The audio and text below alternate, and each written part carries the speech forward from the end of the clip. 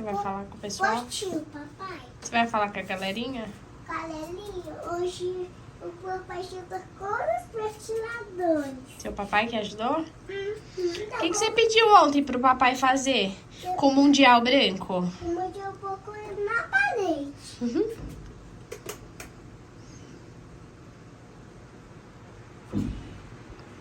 E agora, você tem muitos Liga ventiladores? o circulador agora.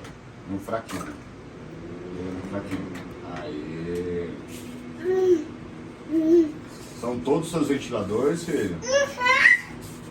É seu brinquedo favorito? Uhum. O que mais você gosta de brincar? Eu gosto de cacavete. Só? Você gosta de brincar de carrinho, de bola? Mas Eu qual gosto. você gosta mais? Eu gosto dos ventiladores mais.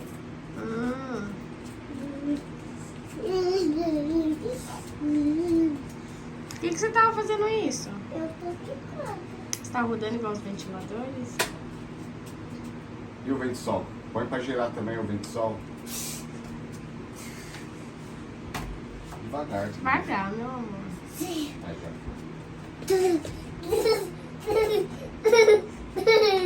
Vai falar o que com a galerinha? Galerinha, hoje o meu papai tinha todos os ventiladores.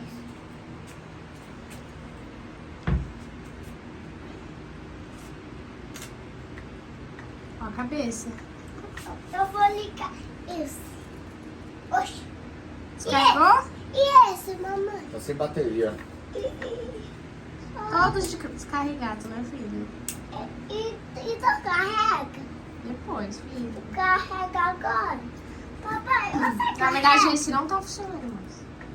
Mamãe, aqui tá quebrado. Você. Dá tchau pra galerinha. Aqui tá tava, mamãe. Tá tava aqui. Mamãe, tava aqui, tá tava. Papai, você tira tudo. Papai, ver se tá tava. Papai, Aqui, ó. tá tava, ele. Tá o quê? O que você tá falando? Tá tava.